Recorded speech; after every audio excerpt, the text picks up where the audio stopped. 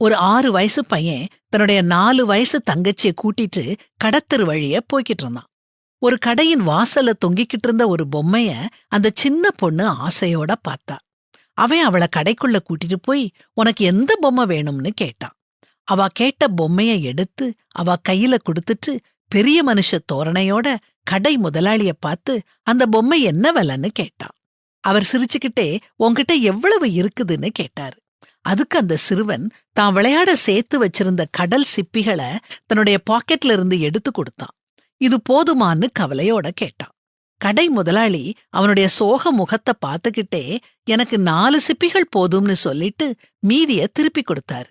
சிறுவன் சந்தோஷத்தோட மீதியுள்ள சிப்பிகளை எடுத்துக்கிட்டு தன்னுடைய தங்கச்சியோடும் அந்த பொம்மையோடும் கடைய விட்டு போனான். இதெல்லாத்தையும் கவனிச்சுக்கிட்டு இருந்த கடையின் வேலையாள் முதலாளி கிட்ட, ஒண்ணுக்கும் உதவாத சிப்பிகளை வாங்கிக்கிட்டு விலை உயர்ந்த பொம்மைய கொடுத்துட்டீங்களேன்னு கேட்டாரு. அதுக்கு கடை முதலாளி, அந்த சின்ன பையனுக்கு பணம் கொடுத்தாதான் பொம்மை கிடைக்கும்னு புரியாத வயசு.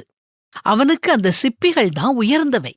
நான் பணம் கேட்டா இந்த உலகத்துல பணம் தான் உயர்ந்தது அப்படிங்கிற எண்ணம் அந்த பிஞ்சு மனசுல வந்துரும். அத தடுத்துட்டேன்.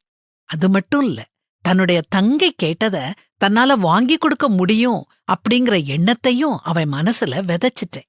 ஒரு நாள் அவன் பெரியவனாகி இந்த சம்பவத்தை நினைச்சு பார்க்கும்போது, இந்த உலகம் நல்லவர்களால ஆனது அப்படிங்கிற எண்ணம் அவன் மனசுல தோணும். அதனால அவன் எல்லார்கிட்டையும் அன்பு காட்டத் தொடங்குவான். இந்த உலகம் அன்பினால் கட்டமைக்கப்படணும் அப்படின்னு நீளமா சொல்லி முடிச்சாரு. இவ்விதமாய் மனுஷர் உங்கள் நற்கிரியைகளைக் கண்டு பரலோகத்தில் இருக்கிற உங்கள் பிதாவை மகிமைப்படுத்தும்படி உங்கள் வெளிச்சம் அவர்கள் முன்பாக பிரகாசிக்க கடவது அப்படிங்கிற வேத வசனத்துக்கு இவர் இலக்கணமா திகழ்றாரு இல்லையா?